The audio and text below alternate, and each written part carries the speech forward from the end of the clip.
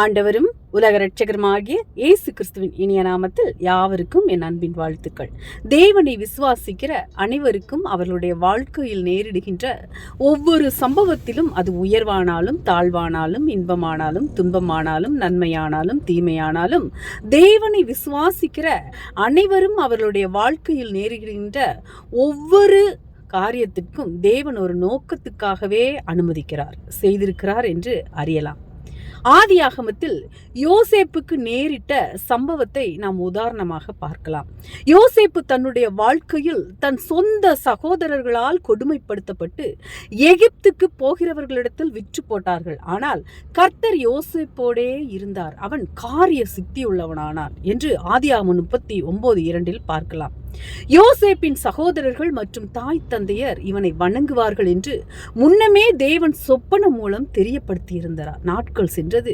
யோசேப்பு செய்யாத குற்றத்துக்காக சிறையில் அடைக்கப்பட்டான். சிறைச்சாலையில் கர்த்தர் அவனோடு இருந்தபடியினாலும், அவன் எதை செய்தானோ அதை கர்த்தர் வாய்க்க பண்ணினபடியினாலும், அவன் வசமாயிருந்த யாதொன்றையும் குறித்து சிறைச்சாலை தலைவன் விசாரிக்கவில்லை. ஆதியாகமம் 39:23 வாசிக்கிறோம்.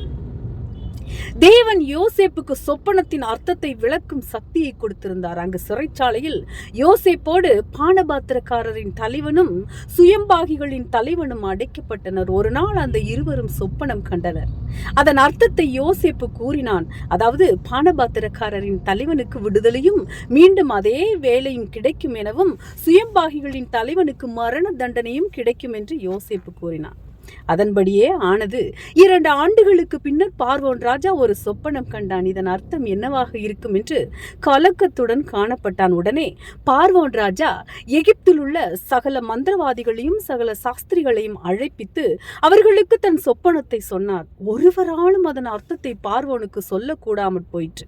அப்போது பார்வோனின் உடனிருந்த பானபாத்திரக்காரரின் தலைவன் ராஜாவிடம் தனக்கும் சுயம்பாகிகளின் தலைவனுக்கும் சிறைச்சாலையில் கண்ட சொப்பனம் குறித்தும் அதன் அர்த்தத்தை யோசேப்பு கூறியதையும் சொன்னான். உடனே ராஜா யோசேப்பை சிறையில் இருந்து அழைப்பித்து தன்னுடைய சொப்பனத்தை கூறினார். யோசேப்பு அதன் அர்த்தத்தை தெளிவாக கூறினான். அதன் விவரமாவது, பார்வோனுக்கு நான் சொல்ல வேண்டிய காரியம் இதுவே. தேவன் தாம் செய்ய போகிறதை பார்வோனுக்கு காண்பித்திருக்கிறார். எகிப்து தேசமெங்கும் பரிபூர்ணமான விளைவு உண்டாயிருக்கும். 7 வருஷம் வரும், அதன் பின் பஞ்சம் உண்டாயிருக்கும். 7 வருஷம் வரும். அப்பொழுது எகிப்து தேசத்தில் அந்த பரிபூர்ணமெல்லாம் மறக்கப்பட்டு போகும். அந்த பஞ்சம் தேசத்தை பாழாக்கும். வரப்போகிற மகா கொடுமையான பஞ்சத்தால் தேசத்தில் முன்னிருந்த பரிபூர்ணமெல்லாம் ஒழிந்து போம். இந்த காரியம் தேவனால் நிச்சயிக்கப்பட்டிருக்கிறது என்பதையும், தேவன் இதை சீக்கிரத்தில் செய்வார் என்பதையும் குறிக்கும் பொருட்டு இந்த சொப்பனம் பார்வோனுக்கு இரட்டித்தது.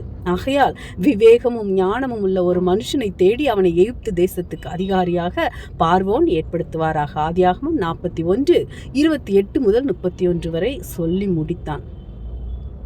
இதை கேட்ட பார்வோன் ராஜா யோசேப்பையே அதிகாரியாக நியமித்தார். அந்த நேரத்தில் தன்னுடைய பெற்றோர் மற்றும் சகோதரர்கள் வசிக்கும் கானான் தேசத்திலும் பஞ்சம் உண்டாயிற்று. அவர்கள் உணவு பெற்றுக்கொள்ள எகிப்துக்கு வந்தனர். அப்போது யோசேப்பு தன் சகோதரர்களை பார்த்து சொன்னான், நீங்கள் எகிப்துக்கு போகிறவர்களிடத்தில் விற்று போட்ட உங்கள் சகோதரனாகிய யோசேப்பு நான் தான். என்னை இவ்விடத்தில் வரும்படி விற்று போட்டதினால் நீங்கள் சஞ்சலப்பட வேண்டாம்.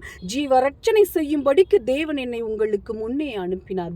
பூமியிலே உங்கள் வம்சம் ஒழியாமல் இருக்க உங்களை ஆதரிக்கிறதுக்காகவும் பெரிய ரட்சிப்பினால் உங்களை உயிரோடு காப்பதற்காகவும் தேவன் என்னை உங்களுக்கு முன்னமே அனுப்பினார். ஆகவே தேவன் தம்முடைய பிள்ளைகளுக்கு ஒருபோதும் தீமை செய்யார். தேவனிடத்தில் அன்பு கூறுகிறவர்களுக்கு சகலமும் நன்மைக்கு ஏதுவாக நடக்கிறது என்று நான் நிச்சயித்திருக்கிறேன் என்று பரிசுத்த வேதாகமத்தில் கூறியிருக்கிறபடி நாம் கலங்க வேண்டாம், திகைக்க வேண்டாம். தேவன் அனைத்தையும் நமக்கு நன்மையாக செய்து முடிப்பார் என்று விசுவாசிப்போம். தேவ ஆசீர்வாதத்தை சுதந்தரிப்போம். தேவன் தாமே உங்கள் யாவரையும் ஆசீர்வதிப்பாராக. ஆமேன். Praise God.